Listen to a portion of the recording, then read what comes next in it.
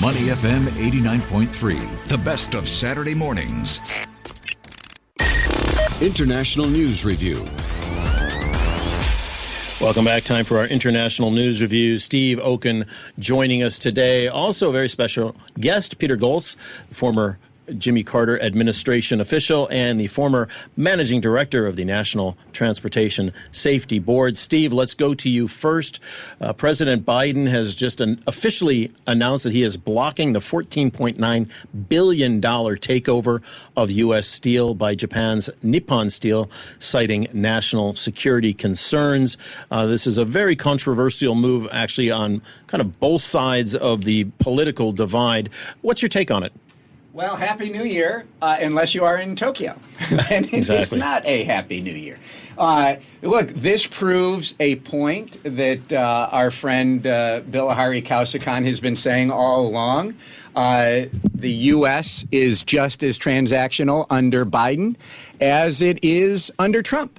That Trump is an in-your-face transactional person. Biden is a polite transactional person. And what happened here is a purely political decision that President Biden made during a campaign year where a very significant labor union in the key swing state of Pennsylvania, the steelworkers, came out against an acquisition of U.S. Steel by Nippon Steel. And President Biden, during the campaign, said he was going to oppose this on national security grounds. There are really no legitimate national security grounds to do this here. And yet, even though he lost the election, or Vice President Harris lost the election, he's sticking with this national security ruling to overturn or block this acquisition. It's nothing but politics. It's nothing but transactional. No different than what Donald Trump would do, except Biden's purportedly, following the rule of law, which one would argue he's not, and he's going to get sued over this. We'll see how the Trump administration defends it. But this is going to be a setback for the U.S. in the region. I think the U.S. can come back from this. I think there's a lot of overhyping of how bad this is going to be, in part because what options does Japan have when it comes to its national security or the global economy? And let's go ahead and bring in Peter Goelz, the former Carter administration official who knows quite a lot about the political machinations of things like this. You've seen them over many decades. Peter, your take on this, is this really that important a deal for national security? Is it just a political maneuver?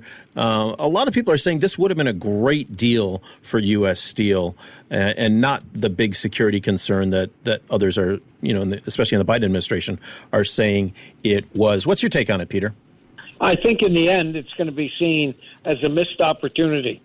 Biden, during his 4 years in the White House, has really pandered to U.S. unions, and it was done purely for political ends, but also for ideological. Now, he believes that the middle class in America is raised when unions are strong, but the unions have not repaid that kind of loyalty over the years.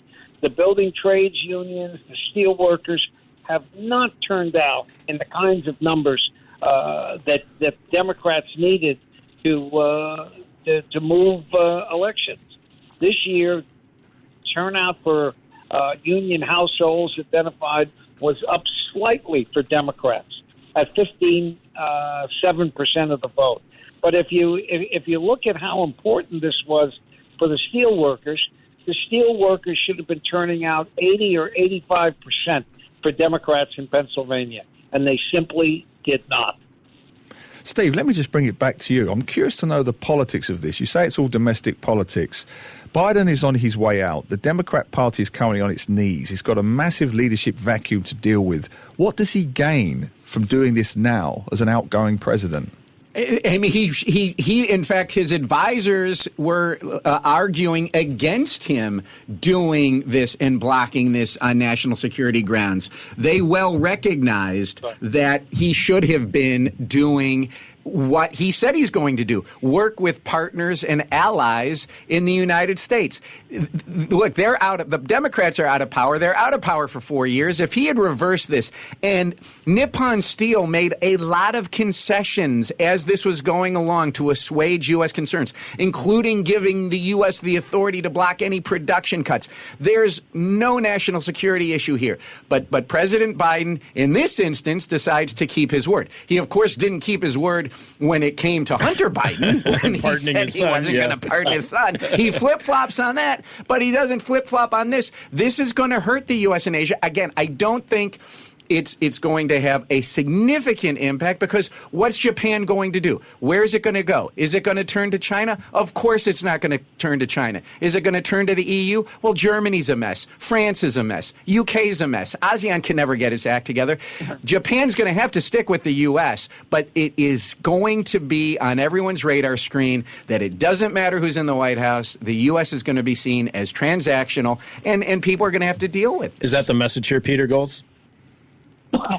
I think it is, and it really just underscores just that there is a stubborn streak in Joe Biden, and there has been for decades.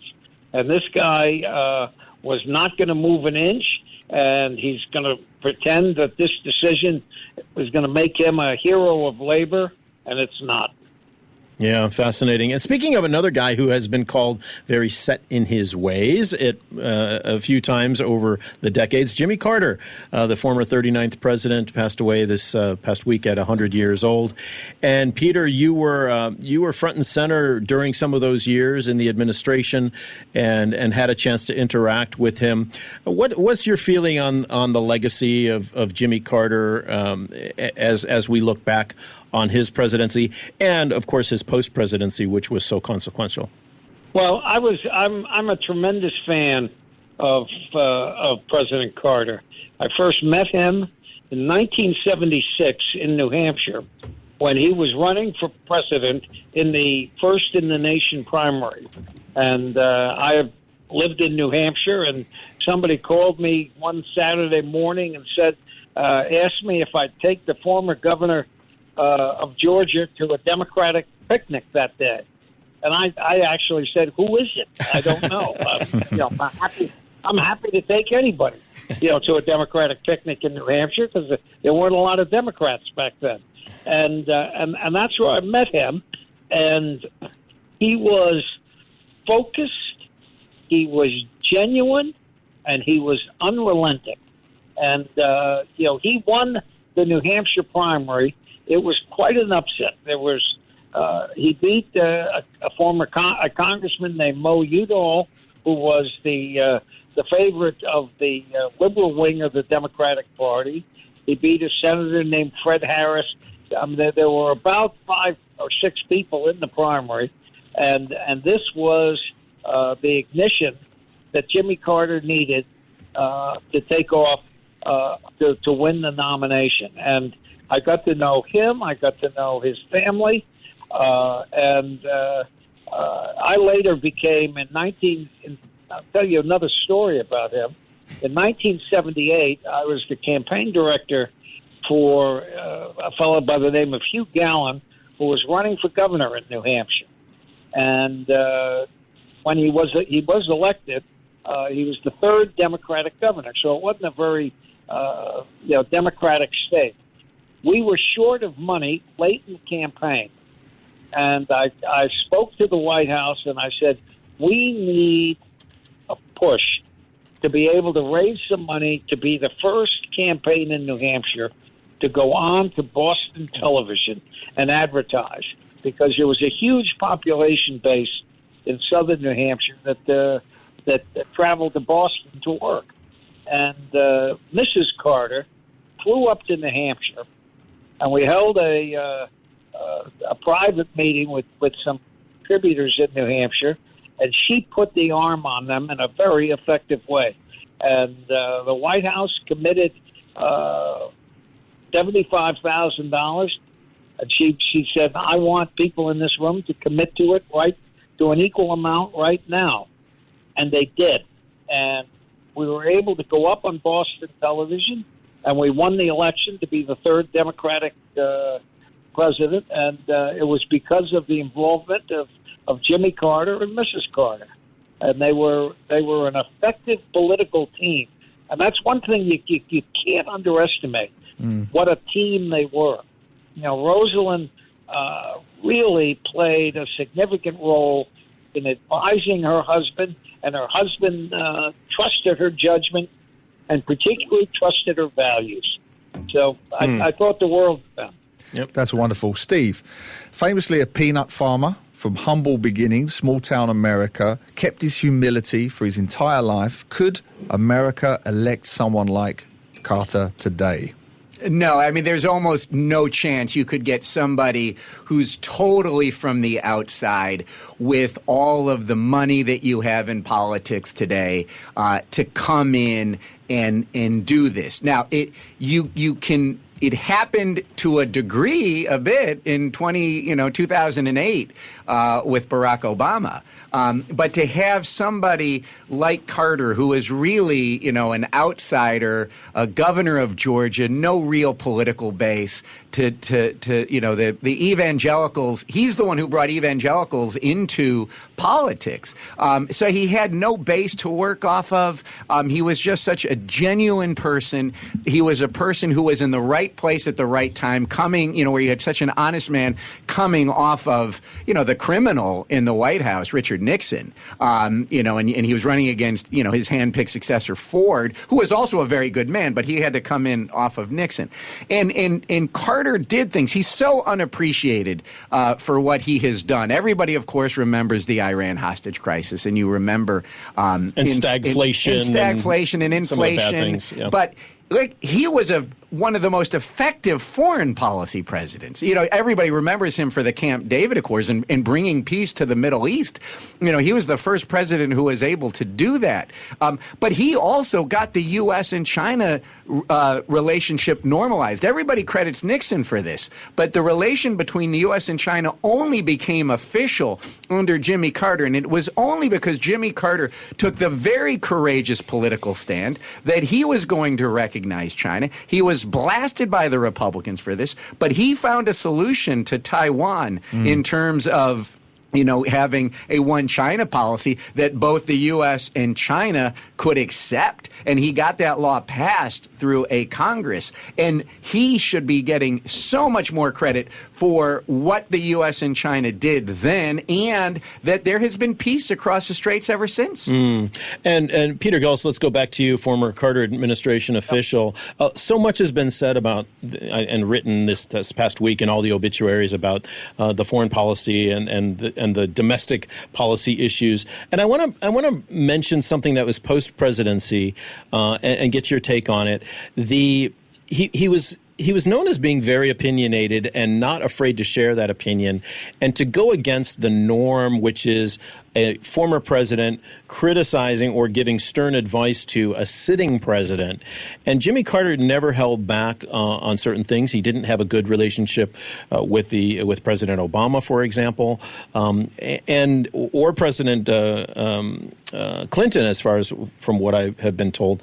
What's your take on how he was his own person and willing to stand up and sort of say things to people that hadn't been said before in the presidential milieu? Well, I admired him greatly for that. I mean, he was a person of absolutely unshakable faith and unshakable values. I mean, he stood up for the toughest issues. The idea of giving back the Panama Canal, of turning that over to the Panamanians to operate and run, was a terribly controversial issue. But it was absolutely the right thing to do. And in his post-presidency, I mean, he dedicated his life to battling against injustice, battling for the poor in a way that no former president had ever done. The reality is the first thing ex-presidents do, you go give a speech in Saudi Arabia for a couple of $1 million. Jimmy Carter didn't do that. He went to Africa to fight dengue fever. And if people can't admire his commitment, then to the less fortunate, to the poor, to world peace, then we've lost a great part of our own moral foundation. Hey, Peter, I know Neil is going to love this story. Tell your White House movie story. Well,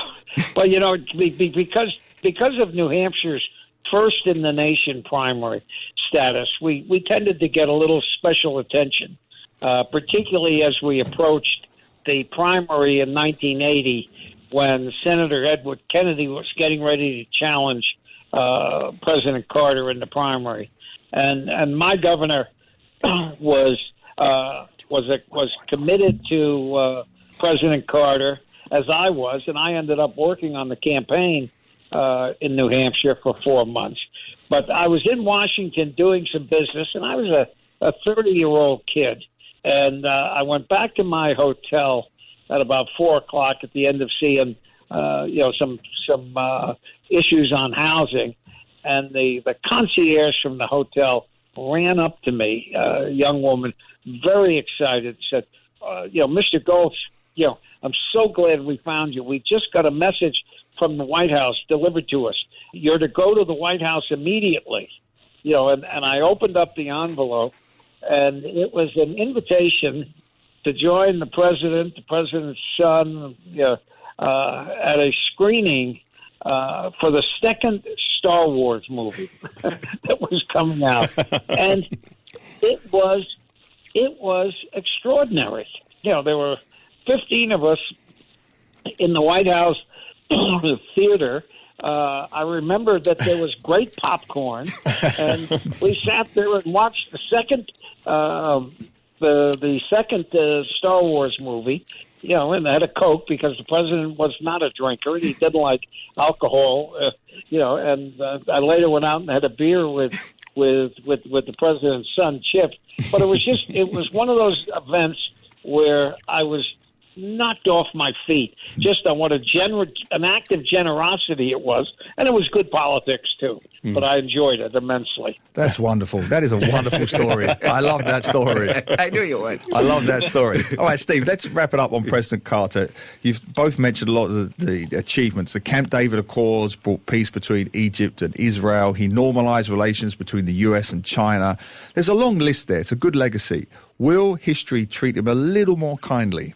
I think history already is treating him more kindly. It's showing the successes that he had in foreign policy that, in a way, we're still fighting over today. I mean, Panama Canal, all of a sudden, Donald Trump wants to take the Panama Canal back, that Jimmy Carter negotiated that agreement, as Peter said, was the right thing to do. I mean, we're still reaping the benefits of Carter in the Middle East, in Panama, in Asia. And Taiwan. And Taiwan and China. And so his legacy is getting better. He had, the most successful post-presidency that anyone ever had.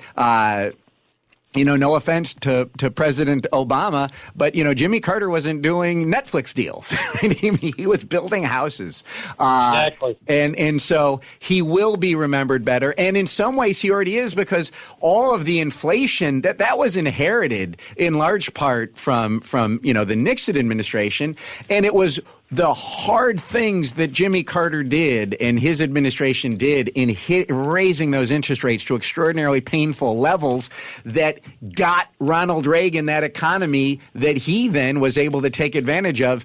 And, I'll sound like a Democrat. Like, the Republicans spend us to death. The Democrats fix the economy. They lose the election like Joe Biden. And then the Republicans will reap the awards in their first term or two when they cut taxes and add on to the debt again, as Trump is going to do. All right. We're going to move on to the second part of our discussion here, and thanks for those reminiscences, Peter. Peter, you were also the MD, the managing director for the National Transportation Safety Board, which, if our listeners are not familiar, one of the jobs you would have would be to investigate airline accidents. This year and the end of last year already, we've seen the deadliest year since 2018 after the December 29th Jeju air disaster in South Korea and the downing of the Azerbaijan airplane just last week. Fatalities have jumped to 318 in 2024. We just had a near miss at LAX with the basketball team from Gonzaga. So give us your take on what's going on in the airline industry. Are the skies too crowded? Is there not enough regulation? What's happening? Well, I mean, the skies are crowded once again. We've more than recovered from the COVID downturn, which stifled air travel. And I'm not sure that the air traffic control system is sufficient to handle the increase in traffic. I mean, we're seeing more close calls, more dangerous maneuvers than ever before. I mean, this last 10 days have been particularly testing of the system. In the Azerbaijan crash, I mean, it really is simply unacceptable that a civilian airline would be shot down by the air defense system of a sovereign nation. I mean, that's just unacceptable. And you're going to see. I saw the video of the wreckage. It was clear that the plane had been hit by shrapnel, and that the black boxes, the voice recorder, and the data recorder will confirm that. And the question is, what will Russia do about it? Will they acknowledge it? Will they compensate the folks who were damaged, who had lost their family members? And how do they stop putting airlines in jeopardy as long as their conflict with Ukraine is extending into the far reaches of their country? It's a very dangerous situation. And let's bring it back. I'm sorry to jump in there. I'll just bring it back to South Korea with Steve. What's your take on that? Well, I'll lead quickly and turn it over to Peter. I was going to say, bird strikes happen. They happen, I would say, all the time, and they're more likely in certain airports than others. But, Peter, why did this bird strike result in one of the deadliest crashes in years? Yeah, we don't know yet. I've looked at the video of the bird strike, or what we have of it, and it looked as though the plane was configured for landing, although the landing gear was not down when it consumed the bird. But by the time the video picked up again and it was landing on the runway, the flaps had been retracted. It was going at a exorbitant speed. A landing speed for a 737 is perhaps 140 knots. That was much faster than that. There were no flaps extended, and the landing gear wasn't down. The voice recorder, in this case, will tell the tale. I have a sense that the pilots faced a series of decisions, and they may have made some wrong choices, but we won't know until we hear the voice recorder. Peter, just to add to that briefly, there's a lot of talk about the concrete structure that's apparently nearly 2 meters high and taller than the other structures at other South Korean airports, and perhaps too close to the runway. It's not confirmed yet, but what's your take on that? Absolutely the wrong place to have that structure. In the United States, over 110 airports have overrun areas with a substance called EMAS, which is essentially a collapsible concrete surface that will stop a plane when it overruns the formal runway. The idea that you would have on a concrete structure in the overrun area is simply poor design. And if there are other airports in the region that have that kind of obstruction, they ought to be replaced as soon as possible. And structures should be put in place like EMAS that will stop an aircraft from overrunning the the runway. Yeah, thank you for that, Peter. And from what my reading, there had been a recommendation, I think, in 2019 that structure be removed and altered, and it just hadn't been done yet because they were waiting to do some other renovations at the airport. So it seems like that was on their radar for renovations. We do have to leave it there, but Peter Goelz, thank you so much, Florida Carter Administration official and former MD of the National Transportation Safety Board. Great to hear from you, and really appreciate your stories of Jimmy Carter and your reminiscences. Steve Okun, of course, CEO, APAC advisor, who also worked on the Carter campaigns. And not the Carter campaign. He's not that old. He's not that old. I'm not your age. Sorry, Clinton. Peter and I were the Clinton campaign. together. Excuse me. I'll just say that the Star Wars film that they all watched together, the Carter with Peter, was The Empire Strikes Back. Some might say that's very fitting. I'm just saying. Exactly.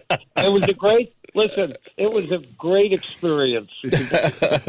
Well, we are going to leave it there. Thanks again to all, and we look forward to chatting with you again in the future. Thanks, Peter. Thanks, Peter. Happy New Year, everybody. See you guys.